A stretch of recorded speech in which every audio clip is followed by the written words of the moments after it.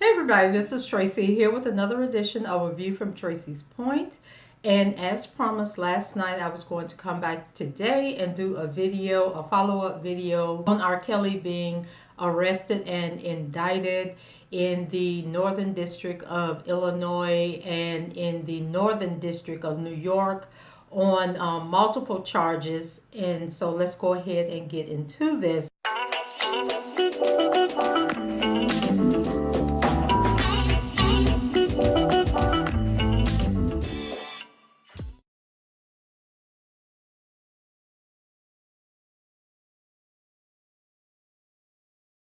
So, late last night, R. Kelly was arrested and we didn't know what was going on. So I was like, okay, let's sit back and, just wait for the news to come in and see exactly what's happening.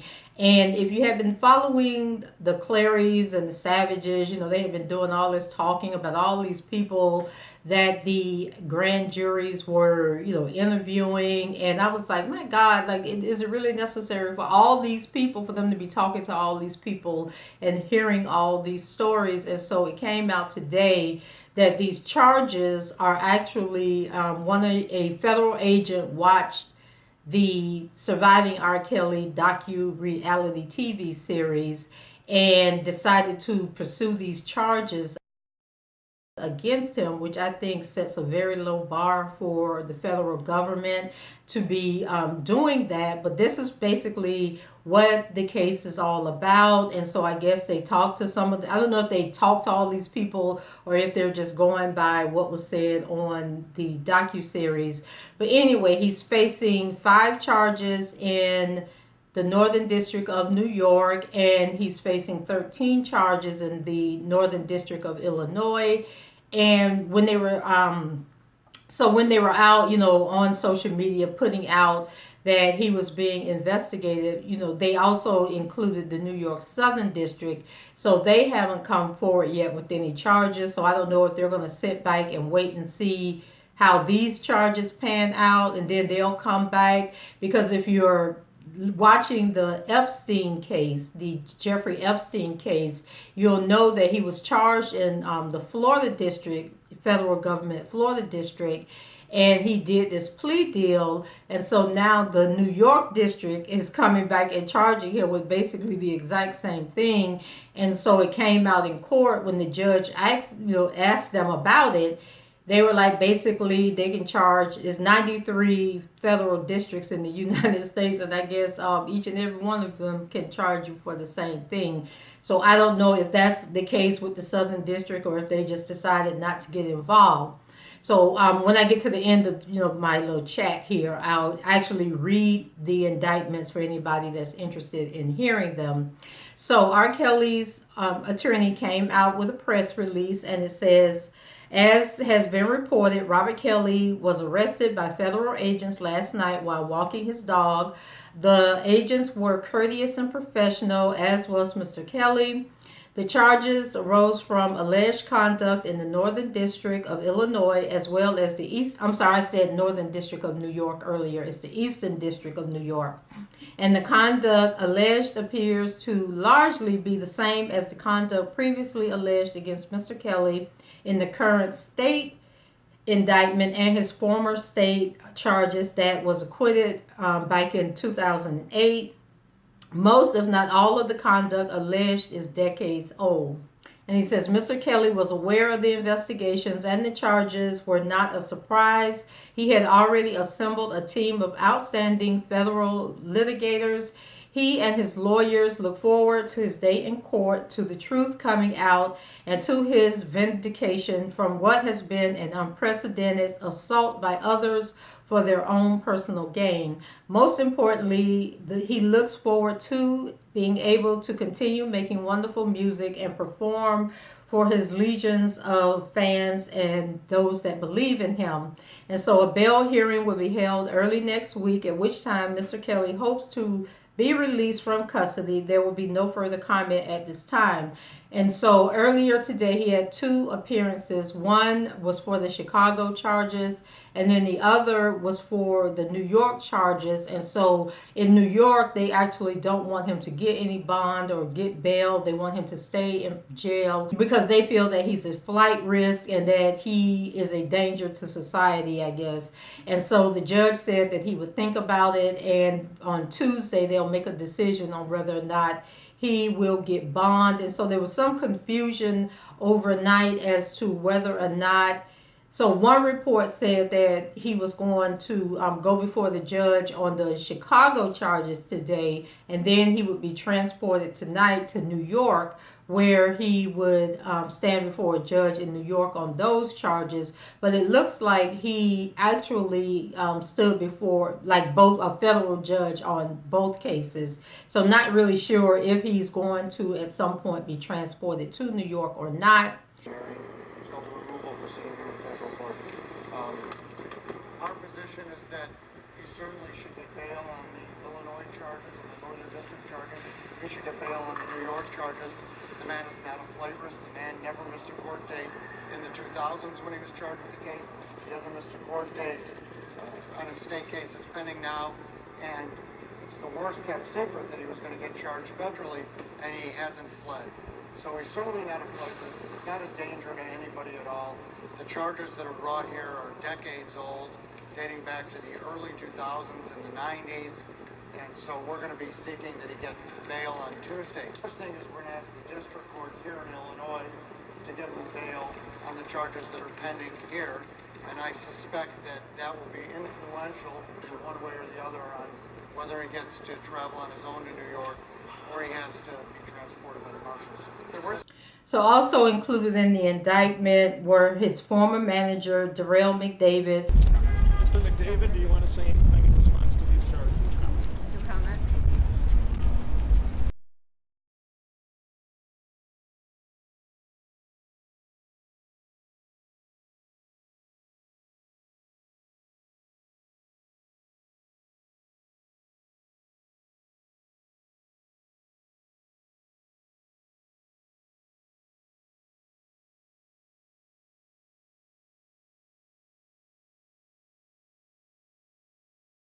And remember, he was the one that was allegedly paying off all these women that was coming against him. And then a former employee by the name of Milton June Brown.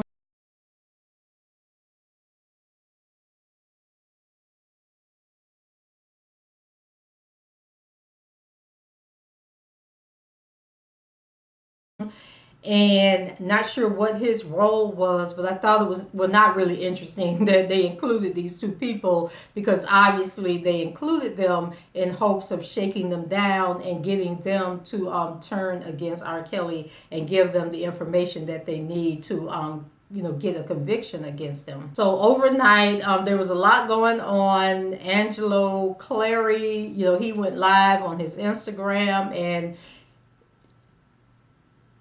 he's a special breed, but he was at the Trump Tower. So he had been going live earlier and the day before. So we kind of knew something was going on. And, he was letting people know that he was in Chicago. He was there for some special meetings, and there was something that was about to happen. So it was kind of like they were setting the atmosphere that this was about to go down. So after, R. Kelly was arrested, he shows up at Trump Tower, and so he's talking about, can I want to get a room. And so they basically shut him down real quick, let him know that they had no vacancies, gave him the name of another hotel that he could go and check out. And so then he kind of like turned, and he had the camera facing down so you couldn't see who approached him. But based on the dialogue between them, it was somebody from security, and they obviously knew who he was, because they were basically like, what do you need? What can we help you with? And he was like, oh, I was talking to the gentleman over there, like, is there a problem? But they kind of like scooted him right on out the door. They were not there for it. So then he came back with another video where he basically was, almost in tears. He might have been crying. And he was basically saying that they couldn't find the girls, that and I shouldn't say girls because they are grown women, but they couldn't find Azriel or Jocelyn. They were, asking people for help in locating them. He's like, he's not leaving until he finds his daughter, and, turn in whoever is holding them. And so it was just a big mess. And then a boy named Jordan, who I guess was Azriel's boyfriend when she was younger, he, came into the live, and he was basically saying that Azriel was trying to reach out to him. And so at first, Angelo thought that it was a prank, but then I guess he told the boy to call the son. You have my son's number, call him.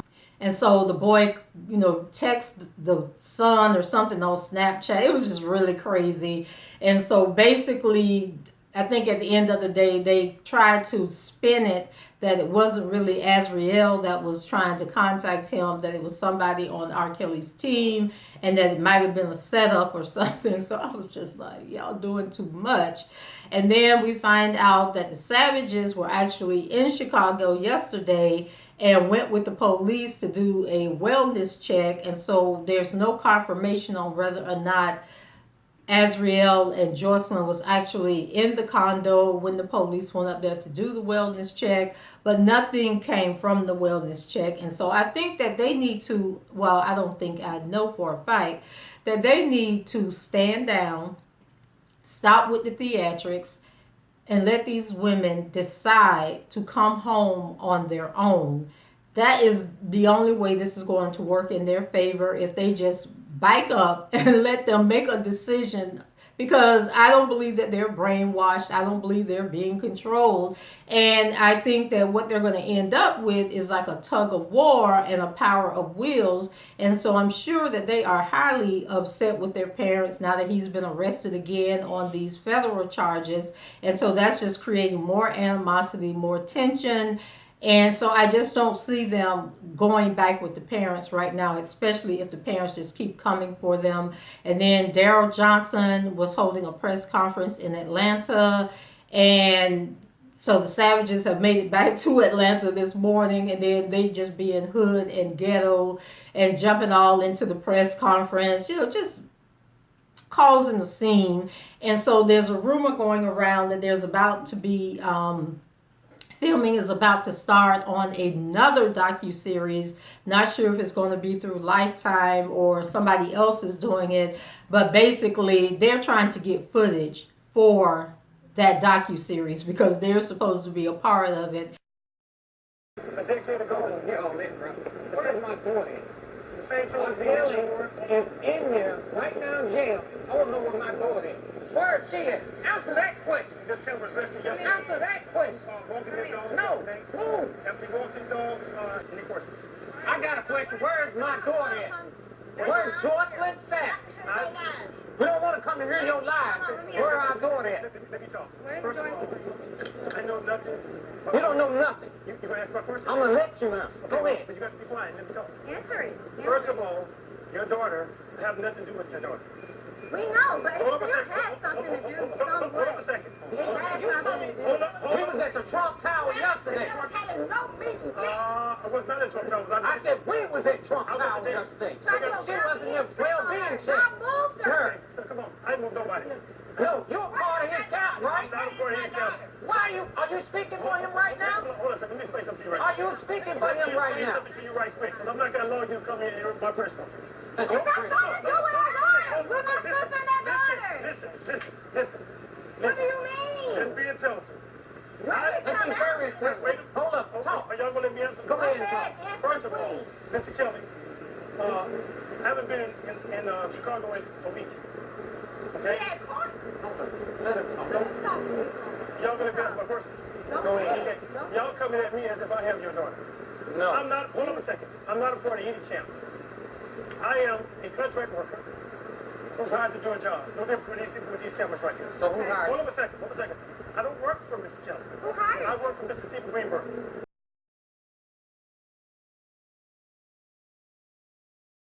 And I guess it'll be more exciting if they rescue their daughters than if the daughters just come home on their own. And I'm sure that word has gotten to the daughters that there may be another docuseries. And so that's really going to make them resentful. it's just never ending mess how people are. It's like they don't realize that this is real life, that this is somebody's life that they're playing with, and that this man can go to prison for the rest of his life. It's like it's not computing. And I don't know if it's because we're in the reality TV phase that people just think that at the end of the day, when the cameras stop rolling, everybody go on about their business and go back to their life. It's like, is it not computing in their brain that this man could literally go to prison? I don't think that that's being connected at any point in time. And after reading the press release by Steve Greenberg, I started to wonder if somebody had tipped R. Kelly off that, it was going to go down last night, because Tim Savage had been reporting that, on the 15th, he was going to be arrested. So maybe somebody tipped R. Kelly off, and that's why he walked out with the dog, so that, the people didn't have to come up into Trump Towers and, do all of that. And so, I don't know. It's just really crazy. But before I go there, Michael Avenatti, I try, no matter how low down and dirty people are, I really, really try not to hold animosity in my heart or wish bad things on people. But Michael Avenatti, he vexes my spirit, y'all. I just... when I have thoughts about him, I really have to pray. I have to pray really hard, So, of course, he came out, with all his tweets about what was going on and how he's going to hold a press conference in Chicago on Monday. And I'm like, how are you holding a press conference when you can't even leave the state of California? Because first he said it was going to be in Los Angeles, and then he came back and said it was going to be in Chicago. He has hearings like 2 times a week, every week in July. The Nike trial is set to start on November 12th. You would think that he would be focusing his time on those cases and not going to jail. But no, he is still all up in the R. Kelly situation, still talking about his clients and how he's going to hold this big press conference with his 3 clients. So I'm guessing... So we know Lanita Carter, Geronda Pace, and then was it the Savages that he was representing? And so in one of the charges, which I believe is the Faith Rogers girl, because she's the one that's been running around and talking about she contracted herpes. So that's some of the charges also. I guess in New York they have a law against transmitting sexually transmitted diseases. But one, I guess you would have to prove that the other person has the sexually transmitted disease. You would have to prove that the plaintiff did not have it before they met the defendant. Because how do you know who gave it to who? And then also, because she could have had it before then. And I thought there was something that came out before where these guys that she had dated before and exhibited the same whorish tendencies were willing to come forward. I don't know if that was just some rumor or not, but I just don't understand, how do you convict somebody for knowingly giving somebody herpes when, I guess they would have to pull his medical records and see if it's in his medical records that he had it before he met her. Like, to me, that's just a crazy charge. And one thing I will say to everybody out there, I know a lot of people are really, really upset. I know I was just mentally exhausted this morning, partly because I sat up and watched Nick at Night's call-in show, and just some of the things that people were saying was like all over the spectrum. And then the people in the comments were angry that the people that was calling in. Oh, and then there was this one lady that called in on Nick's show, and she basically said that she had met R. Kelly before.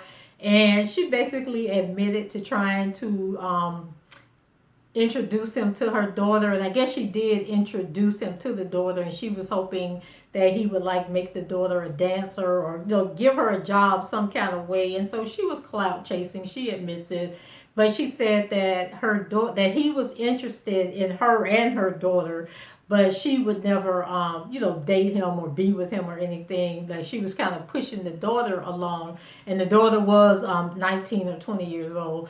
But she said that the daughter wasn't interested, and so the reason she was calling in with this story was basically to show that he is a decent human being. He's not forcing himself on anyone. And when the daughter rejected the advances, he was just like, cool, go ahead on about your business. He wasn't like trying to, coerce her or offer her money or anything like that to get her to stay. So that was weird in and of itself. And of course, everybody in the comments was like, she lying, she lying, she lying.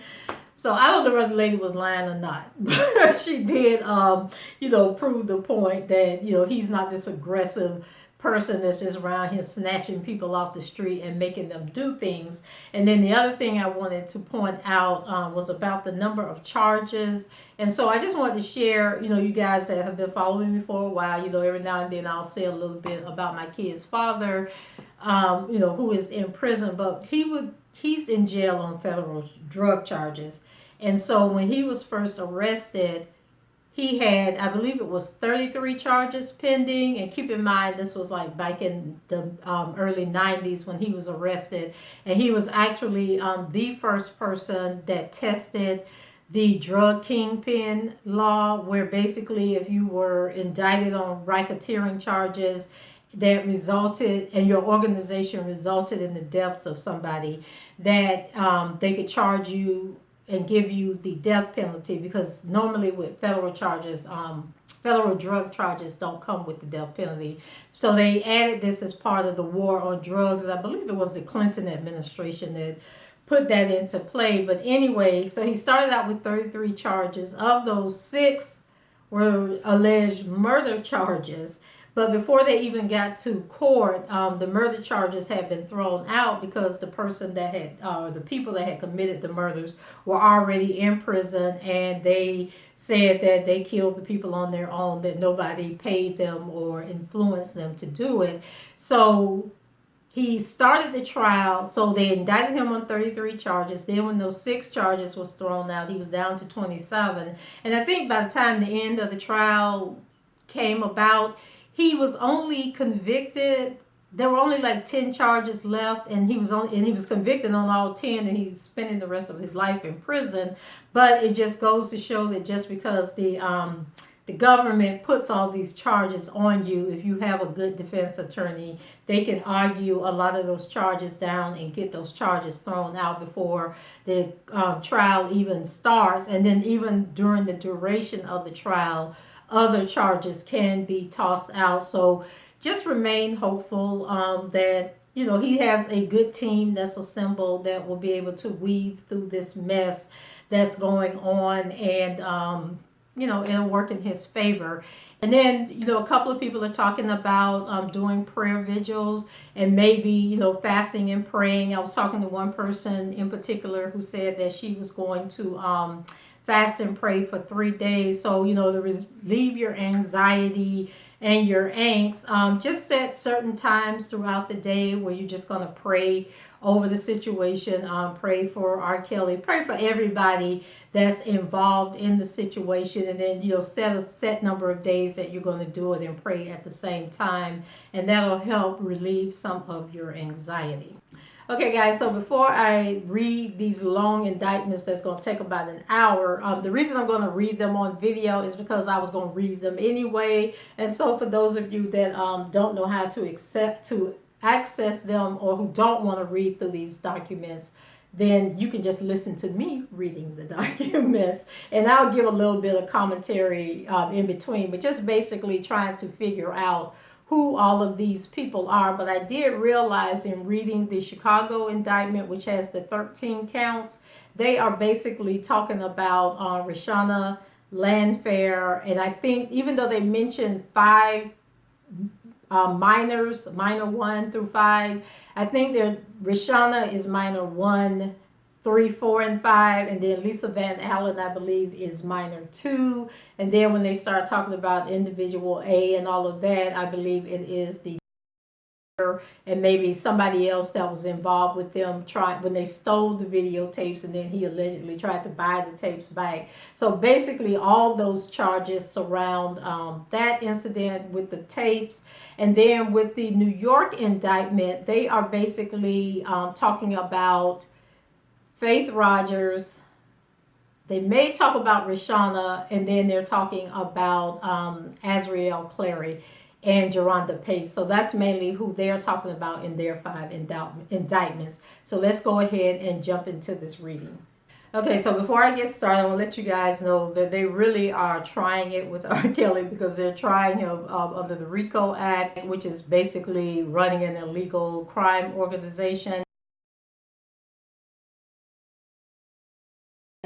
And so this, I mean, it's too much. It's really, really too much. But anyway, it says introduction at all times relevant to this indictment unless otherwise indicated. The enterprise, the defendant Robert Sylvester Kelly, also known as R. Kelly, and individuals who served as managers, bodyguards, drivers, personal assistants, and runners for Kelly, as well as members of Kelly's entourage, comprised an enterprise, the enterprise within the meaning of 18 USC 19614. That is, the enterprise constituted a group of individuals associated in fact that was engaged in and the activities of which affected interstate and foreign commerce. The enterprise constituted an ongoing organization whose members functioned as a continuing unit for a common purpose of achieving the objectives of the enterprise. 2. The purpose of the enterprise were to promote R. Kelly's music and the R. Kelly brand and to recruit women and girls to engage in illegal sexual activity with Kelly. By promoting R. Kelly's music and the R. Kelly brand, the members of the enterprise expected to receive financial opportunities and personal benefits, including increased power and status with the enterprise. 3. In connection with the enterprise, Kelly and other members of the enterprise traveled throughout the United States and abroad to perform at concert venues to promote R. Kelly brand and to recruit women and girls to engage in illegal and sexual activity with Kelly. 4. When Kelly attended and performed at concerts and other events, Kelly and or members of the enterprise on Kelly's behalf invited women and girls backstage to other events following Kelly's live performances. These women and girls were often offered wristbands that signified that they were authorized to attend an event. There, Kelly relied upon members of the enterprise to ensure that only those authorized to attend were allowed at the event and to manage the flow of women and girls who were directly interacting with Kelly. 5. When Kelly identified a woman or girl who he wished to see again, he either gave his contact information to the woman or girl or obtained her contact information or relied upon members of the enterprise to do so. Following these events, Kelly communicated with certain of these women and girls by telephone, including through the use of traditional telephone calls, text messages, iMessages, and FaceTime. As part of this communication, Kelly often requested that the women and girls provide him with photographs of themselves. 6. Kelly and other members of the enterprise also arranged for the women and girls to travel to see Kelly on occasion, including at concerts throughout the United States and related events. To facilitate their travel, Kelly directed the women and girls to contact a member of the enterprise who then arranged travel for the women and girls. When the women and girls arrived at the lodging, which was typically selected by a member of the enterprise, a member of the enterprise usually provided them with instructions. In addition, members of the enterprise took steps to ensure that the women and girls did not interact with other women and girls whom Kelly planned to see. Members of the enterprise then arranged for the women and girls to attend his concerts and positioned them such that Kelly could see them during his concerts. 7. Kelly promulgated numerous rules that many of his sexual partners were required to follow, including the following. A. The women and girls were not permitted to leave their room without receiving permission from Kelly, including to eat, go to the bathroom. B. The women and girls were required to wear baggy clothing when they were not accompanying Kelly to an event or unless otherwise instructed by Kelly. C. The women and girls were not permitted to look at other men and instead were told to keep their heads down. And D, the women and girls were required to call Kelly daddy. 8. The enterprise operated within the Eastern District of New York and elsewhere, including overseas. Methods and means of the enterprise. Number 9. Among the means and methods by which Kelly and his associates participated in the conduct of the affairs of the enterprise were as following. A. Committing, attempting, and aiding and abetting the commission of crimes, conspiring to commit crimes, including but not limited to engaging in sexual activity with girls under 18 years old, engaging in and facilitating sexual activity without disclosing a sexually transmitted disease Kelly had contracted, and producing child pornography. B. Demanding absolute commitment to Kelly and not tolerating dissent. C. Obtaining sensitive information about members and associations and associates of the enterprise to maintain control over them. D. Recruiting and grooming sexual partners for Kelly. And E. Isolating women and girls from friends and family and making them dependent on Kelly for their financial well-being. The defendant. 10. The defendant, Robert Sylvester Kelly, was the leader of the enterprise. Count 1. And so this is where the five charges on the indictment kick in. So count 1, racketeering. 11. The allegations contained in paragraphs 1 through 10 are realleged and incorporated as if fully set forth in this paragraph. 12. In or about and between January 1999 and the present, both dates being approximate and inclusive with the Eastern District of New York and elsewhere, the defendant, Robert Sylvester Kelly, also known as R. Kelly, together with others, being a person employed by and associated with the enterprise and enterprise that engaged in and the activities of which affected interstate and foreign commerce, did knowingly and intentionally conduct and participate directly and indirectly in the conduct of the affairs of the enterprise through a pattern of racketeering activity as defined in Title 18 United States Code sections 1961 parenthesis 1 and 1961 parenthesis 5, consisting of racketeering acts as set forth below. Racketeering Act 1, Sexual Exploitation of a Child, Jane Doe number 1. So 13, in or about and between May 1999 and October 15, 1999, both dates being approximate and inclusive within the Northern District of Illinois, the defendant, Robert Sylvester Kelly, together with others, did knowingly and intentionally employ, use, persuade, induce, entice, and coerce a minor, to wit, Jane Doe number 1, an individual whose identity is known to the grand jury, to engage in sexually explicit conduct for the purpose of producing one or more visual depictions of such conduct, which visual depictions were produced using materials that had been mailed, shipped, and transported in interstate and foreign commerce in violation of Title 18 United States Code section 2251 A and 2251E. So Racketeering Act 2, Kidnapping, Jane Doe number 2.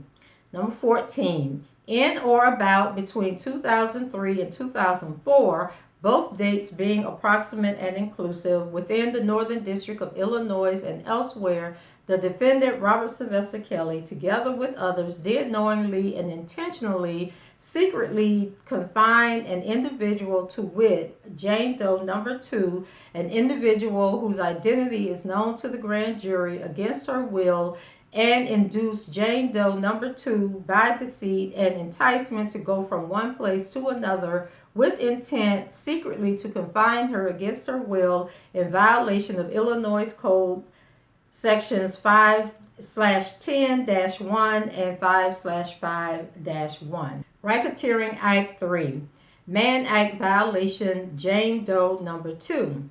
So 15, the defendant, Robert Sylvester Kelly, committed the following acts, either one of which alone constitutes Racketeering Act 3. Transportation. 16. In or about and between 2003 and 2004, both dates being approximate and inclusive within the Northern District of Illinois and elsewhere, the defendant, Robert Sylvester Kelly, together with others, did knowingly and intentionally transport an individual, to wit, Jane Doe number 2, in interstate commerce with intent that such individual engage in sexual activity for which a person can be charged with a criminal offense, to wit, violations of Illinois Criminal Code 5-12-16 A6, effective 2002, aggravated criminal sexual abuse, 5/12-16 A7, effective 2002, aggravated criminal sexual abuse, and 5-12-15 parenthesis A parenthesis 2, effective 2000, criminal sexual abuse in violation of Title 18 United States Code Section 2421 parenthesis A and 2.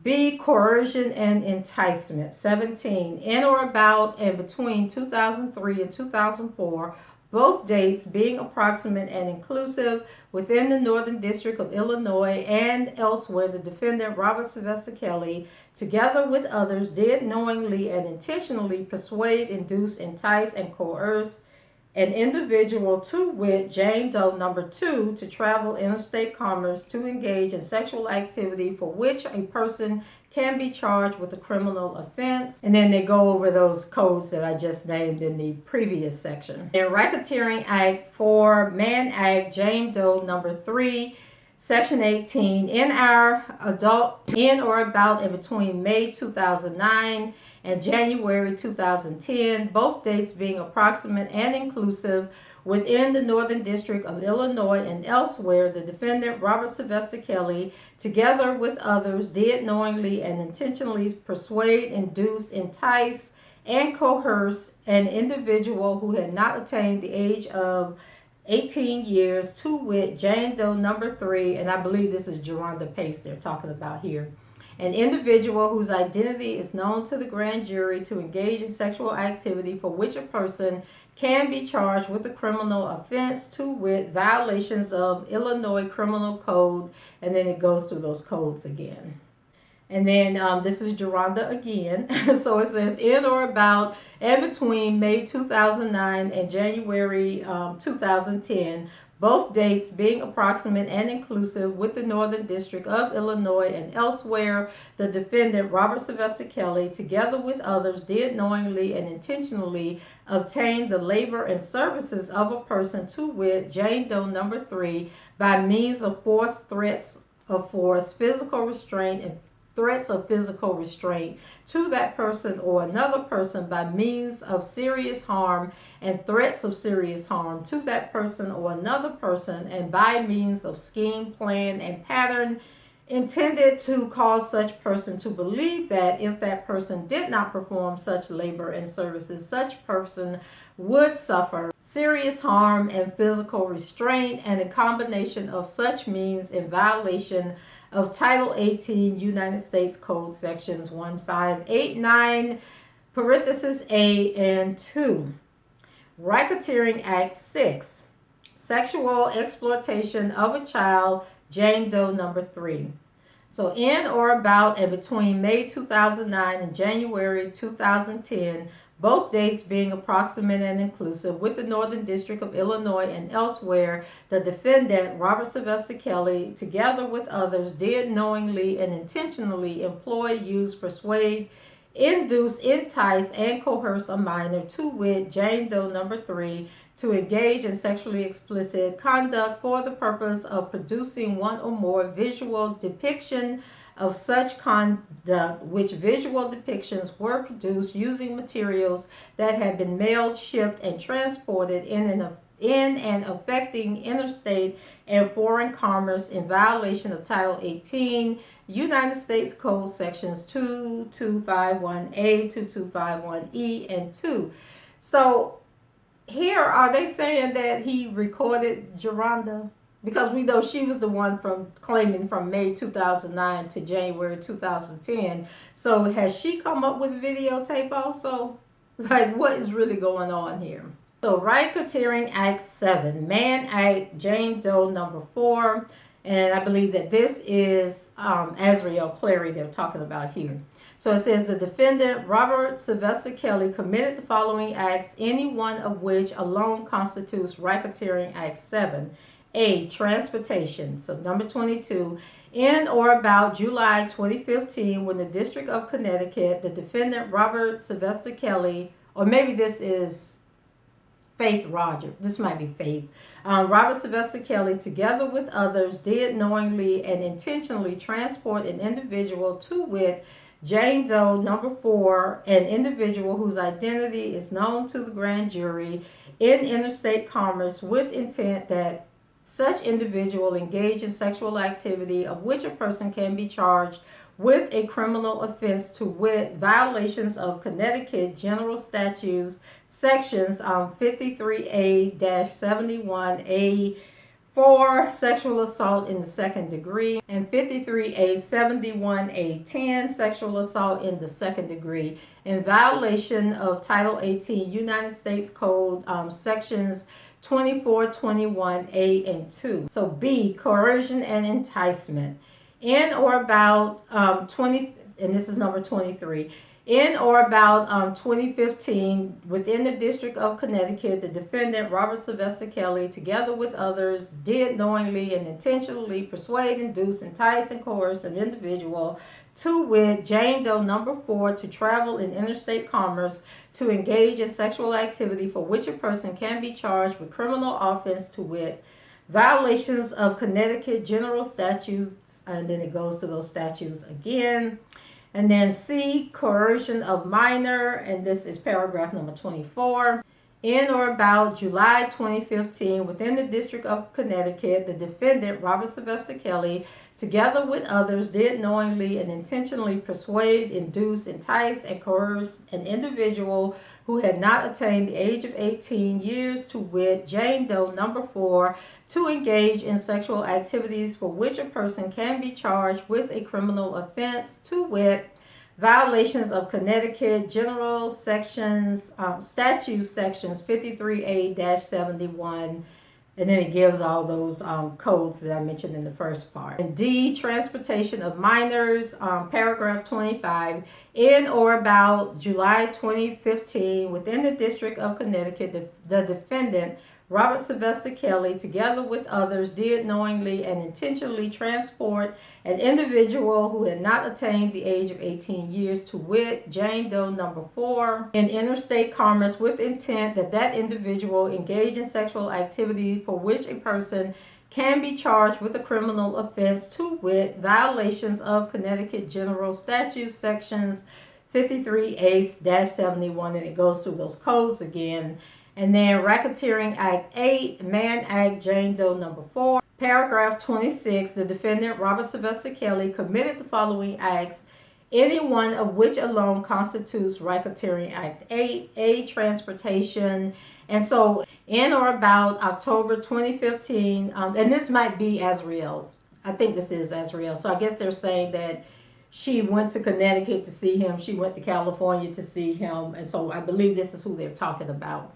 So in or about October 2015, within the Northern District of California, the defendant, Robert Sylvester Kelly, together with others, did knowingly and intentionally transport an individual, to wit, Jane Doe number 4, in interstate commerce with intent that such individual engage in sexual activity for which a person can be charged with a criminal offense, to wit, violations of California Penal Law Section 2261.5A, in parentheses, rape, abduction, carnal abuse of a child, and seduction, in violation of Title 8 United States Code sections 2421A and 2. And then B, coercion and enticement, in or about October 2015 with the Northern District of California.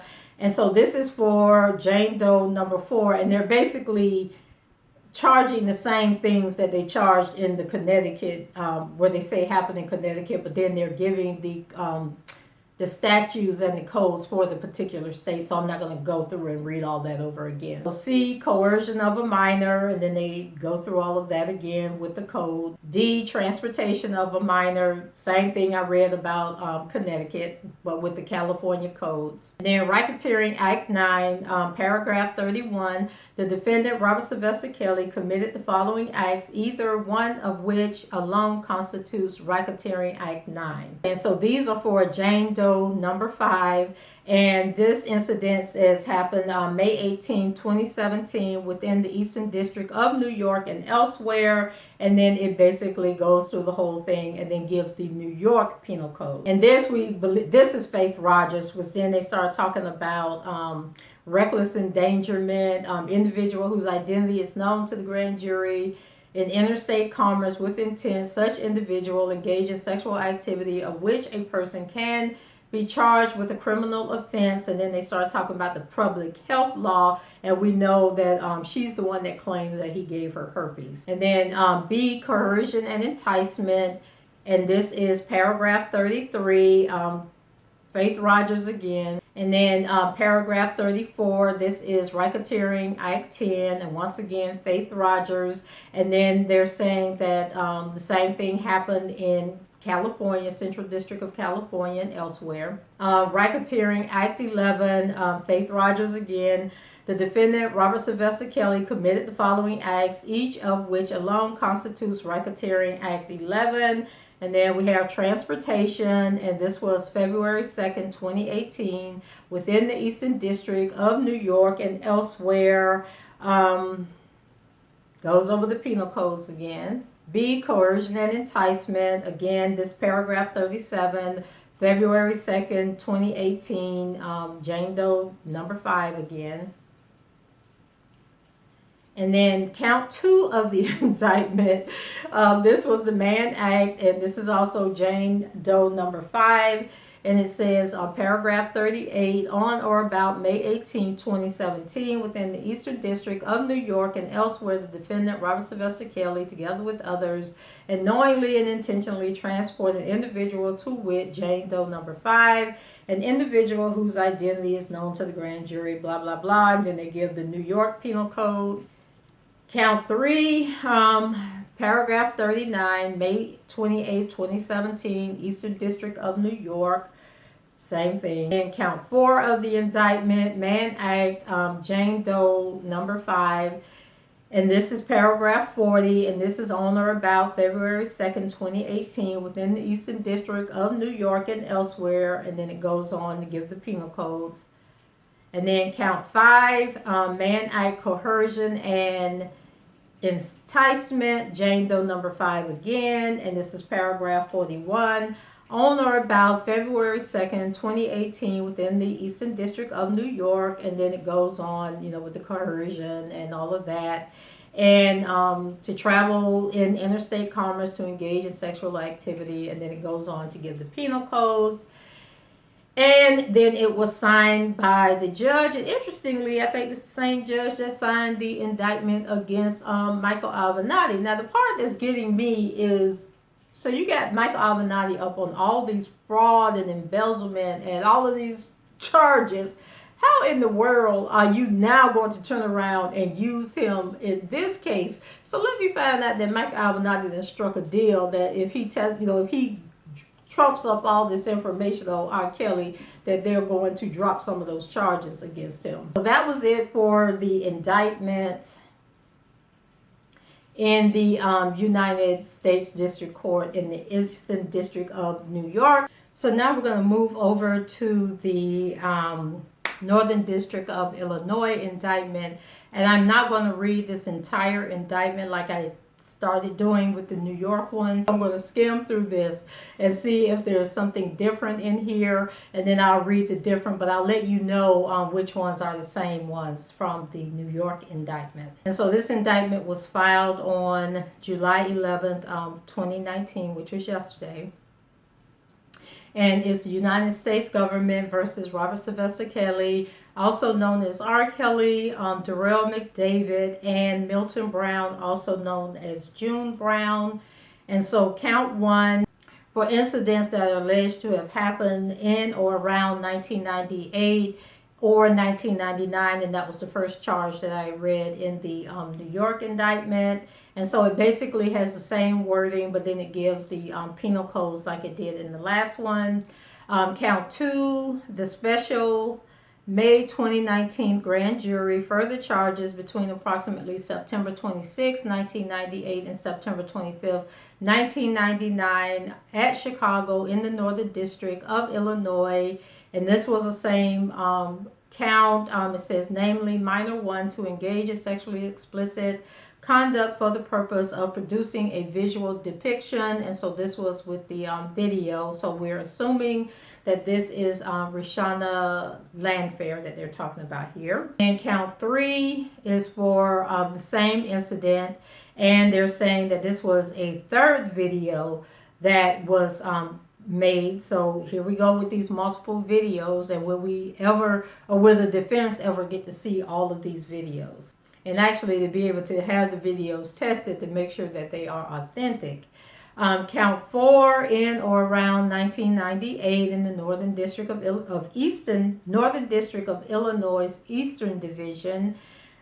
Basically the same thing, same minor, and now they're talking about a fourth video. Okay, so then on count 5 it says defendant Robert Sylvester Kelly, also known as R. Kelly, was a resident of Chicago, Illinois, and was a Grammy Award-winning recording artist and record producer. Kelly was the president and manager of several businesses, each located in Chicago in the Northern District of Illinois, that he maintained in furtherance of his music career, including but not limited to Bass Productions Limited and RSK Enterprises LLC, in parentheses, the Kelly businesses.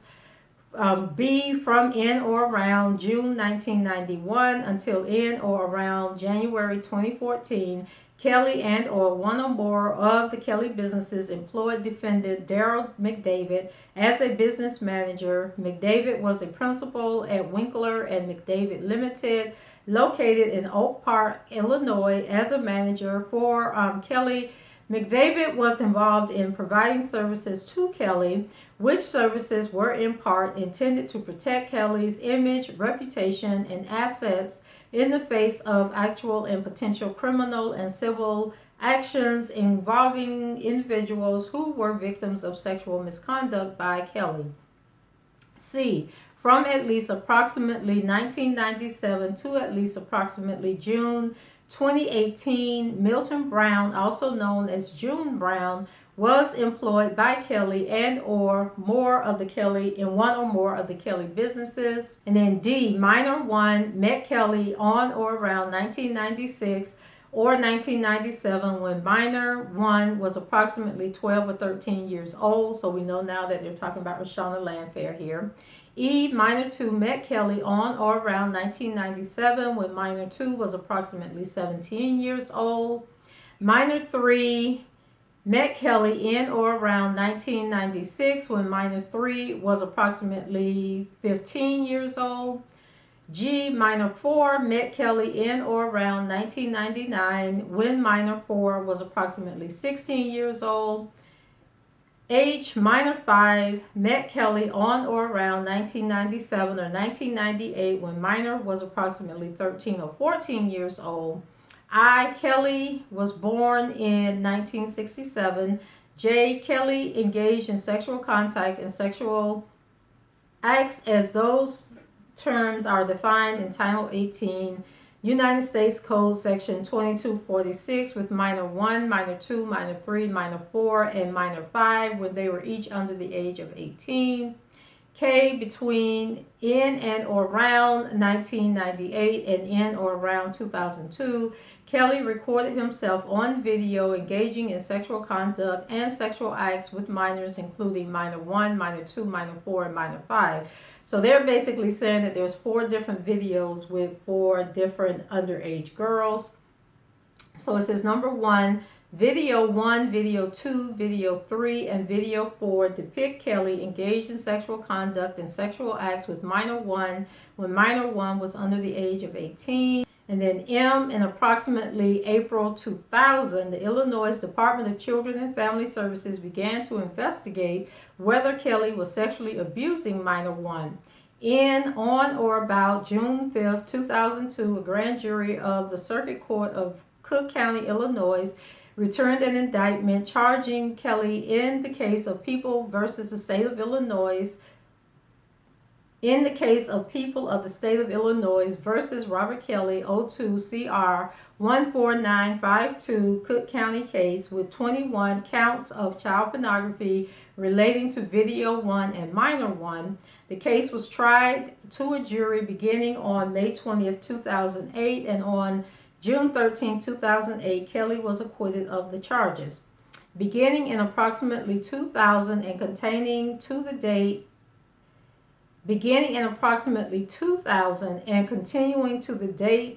of the return of the indictment in Chicago, in the Northern District of Illinois, and elsewhere, Robert Sylvester Kelly, also known as R. Kelly, and Darrell McDavid, defendants herein, did knowingly conspire with each other, individual A and others, known and unknown, to grand jurors to commit an offense against the United States, namely to knowingly alter, destroy, mutilate, conceal, cover up, falsify, and make a false entry in any record, document, and tangible object with the intent to impede, obstruct, and influence the investigation and proper administration of any matter within the jurisdiction of any department or agency of the United States, and in retaliation to and contemplation of such matter of case, in violation of Title 18 United States Code, Section 1519.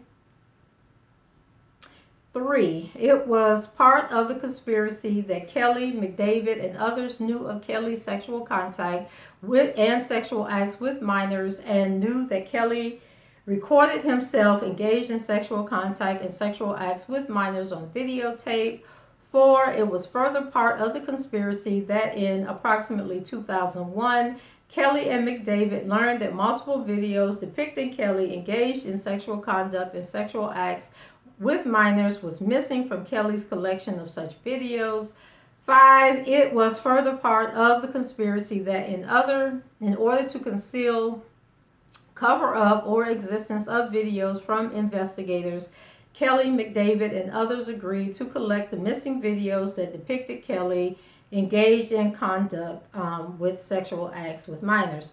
6. It was further part of the conspiracy that Kelly, McDavid, and others agreed to pay money and caused money to be paid on Kelly's behalf to victims, witnesses, and others to ensure that they would not cooperate with law enforcement and would conceal and cover up evidence, including videos related to Kelly's sexual conduct or contact with sexual acts with minors, such as the following. So A, between approximately 2001 and approximately 2009, Kelly, McDavid, individual A, and others caused individual B to be paid hundreds of thousands of dollars for obtaining and returning multiple videos that they knew depicted Kelly engaged in sexual contact and acts. B, in approximately early 2007, Kelly and McDavid agreed to pay minor 2 approximately $250,000 to return a videotape that they knew depicted Kelly engaged in sexual contact and sexual acts with minor 1 and 2.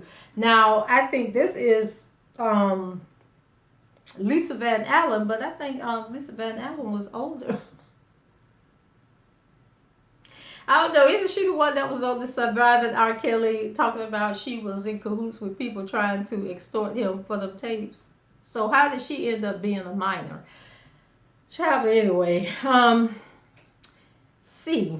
In approximately 2007, Kelly and McDavid paid minor 2 and individual C each approximately $100,000 in exchange for their efforts to return to Kelly videotapes that they knew depicted Kelly engaged in sexual contact and sexual acts with minor 1 and minor 2. D. As a condition of being paid money for returning videotapes that depicted Kelly engaged in these acts with minors, Kelly and McDavid directed minor 2, individual B, and individual C to take polygraph examinations regarding whether they had returned all copies of the videotapes.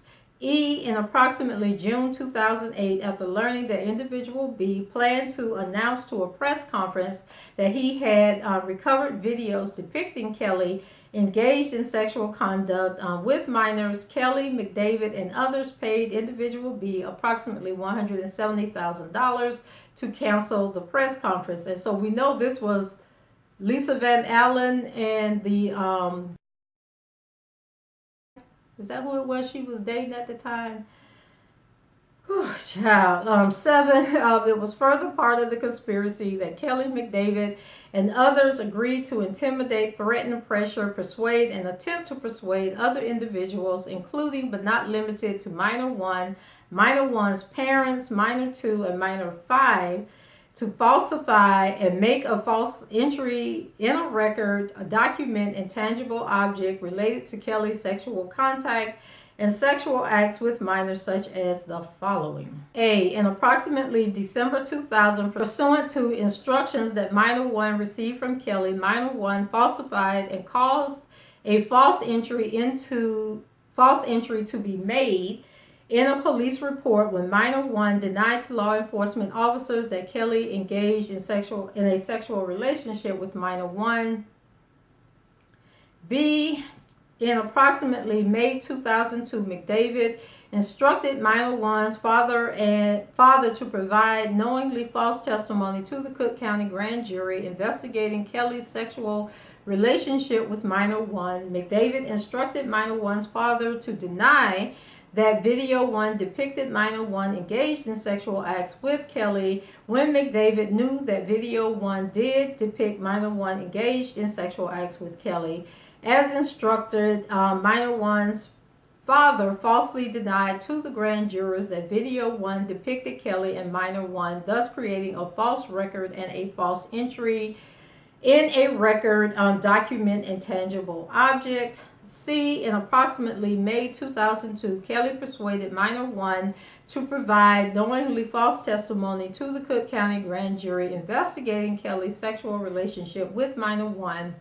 Minor 1 falsely denied to the grand jurors that Kelly engaged in a relationship with minor 1 and that minor 1 was not depicted in video 1, thus creating a false record and a false entry in a record document intangible object. D, in approximately May 2002, Kelly attempted to persuade minor 5 to provide knowingly false testimony to Cook County grand jury investigating Kelly's sexual relationship with minor 1 and that Kelly instructed minor 5 to testify falsely that she did not recognize minor 1 on video 1.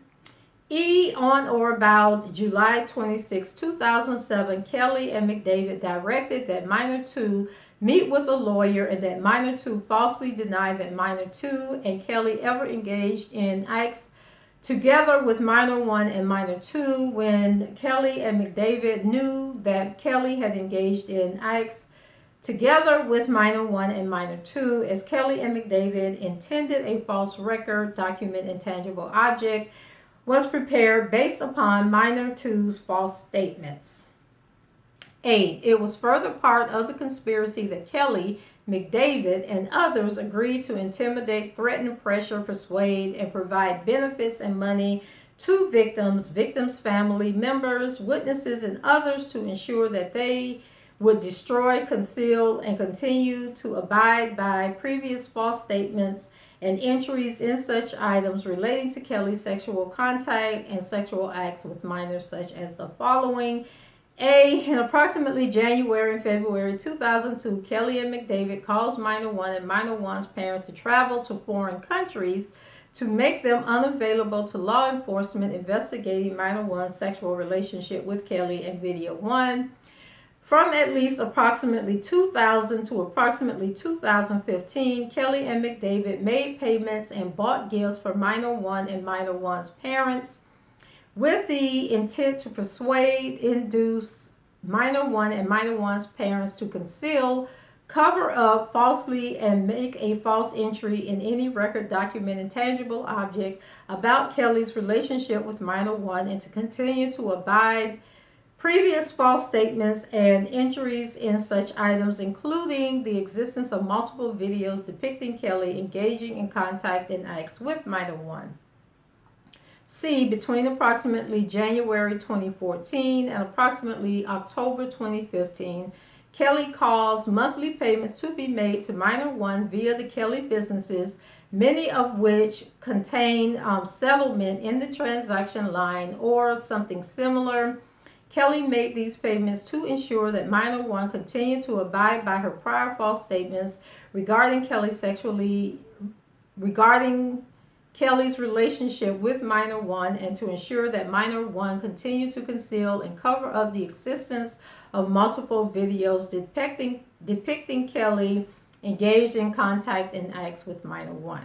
D. In approximately 2014 and 2015, McDavid received payments from Kelly relating to services he provided to protect Kelly's image, reputation, and assets to the face of actual and potential criminal and civil actions by individuals who were victims of misconduct by Kelly, including services that McDavid provided to falsify and create a false entry in a record, document, and tangible object, and services that McDavid provided to conceal and cover up evidence Kelly's contact and acts with minors. So number 9, it was further part of the conspiracy that Kelly used physical abuse, violence, threats of violence, blackmail, and other controlling behaviors against victims so that Kelly would maintain control over them, prevent them from providing evidence to law enforcement, and persuade them to continue to abide by prior false statements relating to Kelly's conduct and acts with minors and videos of such conduct. 10, it was further part of the conspiracy that Kelly, McDavid, Individual A, and others concealed and hid and caused to be concealed and hidden the existence of and acts done in furtherance of the conspiracy. Overt acts. Number 11, in furtherance of the conspiracy and to accomplish the objectives of the conspiracy, defendants committed one or more overt acts in Northern District of Illinois, Eastern District, and elsewhere, which overt acts included but were not limited to the following. So A, in approximately March of April 2007, McDavid, on Kelly's behalf, received from minor 2 and Individual C a videotape that McDavid and Kelly knew depicted Kelly engaged in contact and acts with minor 1 and minor 2. Okay, so minor 1 is Rashonda, minor 2 is Lisa Van Allen. Okay, we got that. Okay, so B, in approximately March or April 2007, McDavid, on Kelly's behalf, brought minor 2 and Individual C to a polygraph, and so they go over all this again. I don't know why. So let's scroll down.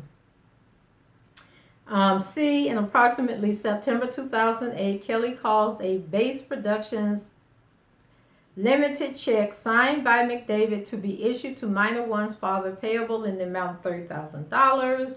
In approximately August 2013, caused Base Productions Limited to transfer title of a GMC Yukon Denali to minor 1. E, in approximately September 2014, Kelly caused a wire transfer in the amount of $80,000 to be paid to McDavid through his firm Winkler McDavid. F, in approximately October 2014, Kelly caused a RSK Enterprise LLC check to be issued to minor 1, payable in the amount of $1,150 with the notation personal RK in the memo. G, in approximately October 2015, Kelly caused a wire payment to be made from RSK Enterprises LLC to minor 1, payable in the amount of $1,150 with the notation settlement payment, although the payment was not made pursuant to a settlement with Kelly. Okay, count 6. The special May 2019 grand jury further charges 1, paragraphs 1, 2, 3, 4, 5, 6, 7E, and 8D of count 5 are incorporated here to beginning in or around August 2001 and continuing to and or around April 2007 at Chicago in the Northern District of Illinois, Eastern Division, and elsewhere. Robert Sylvester Kelly, also known as R. Kelly, Darrell McDavid, and Milton Brown, also known as Junebug, defendants herein did knowingly conspire with each other, blah, blah, blah, blah, blah, blah, blah, blah, blah. Let's see what's new here. Count 7 in or around 2001 or 2002 at Chicago in the Northern District, Eastern Division, and elsewhere.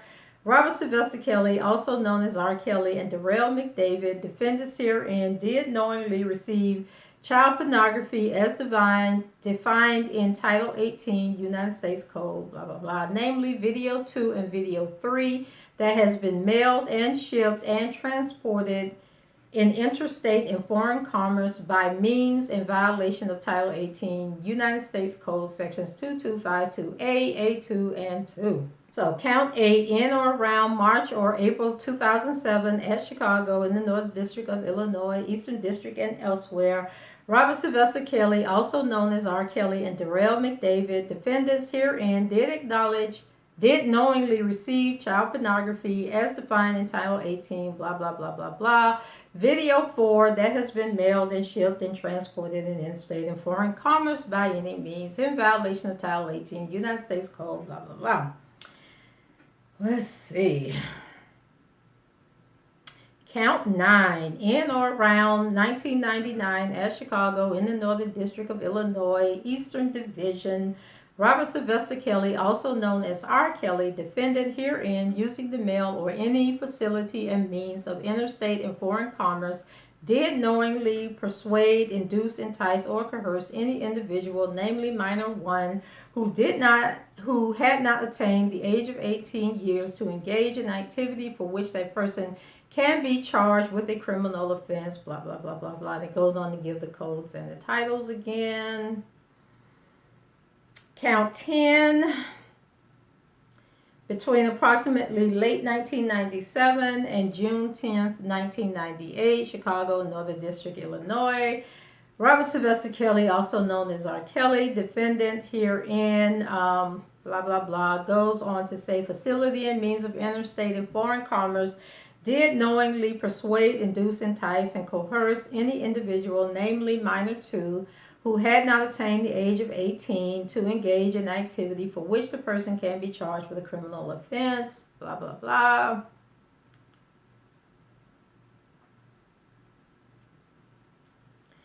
And then this, same thing for minor 3. So we got to figure out who minor 3 is, y'all. Or did we decide that was Geronda Crazy? But let's see. Let's go back up and read the dates again. Oh, in or around summer 1996.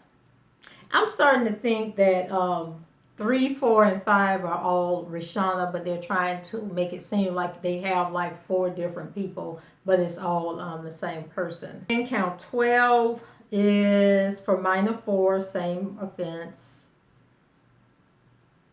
And count 13 then would be for minor 5 with the same offense. So basically all of the Chicago charges are for the tapes and with the Lisa Van Allen, trying to extort him with the money. Not sure why her behind ain't in jail. But anyway, that is what all of the Chicago indictments are for. Then they have a forfeiture allegation. The special May 2019 grand jury further alleges 1, upon conviction of an offense in violation of Title 18 United States Code sections 2251, 52A, and 22 as set forth in this indictment, defendant shall forfeit to the United States of America any matter which contains visual depictions described in Title 18, blah, blah, blah, any property constituting the traceable gross profits and other proceeds obtained from such offense, and any property used and intended to be used to commit and to promote the commission of such offense, and pay property traceable to such property as provided by Title 18 United States Code 2253A. 2, upon conviction of any offense, blah, blah, blah, which constitutes and is derived from proceeds traceable. And so basically, they are trying to, number 3, the property to be forfeited includes, but is not limited to, a personal money judgment in the amount of at least approximately $1,554,748,000. And this is what I was trying to tell you guys about the masters. Sony needs to hold on to those masters, because if R. Kelly had those masters, the U.S. government would be trying to get those masters as part of a deal if he's convicted of these crimes.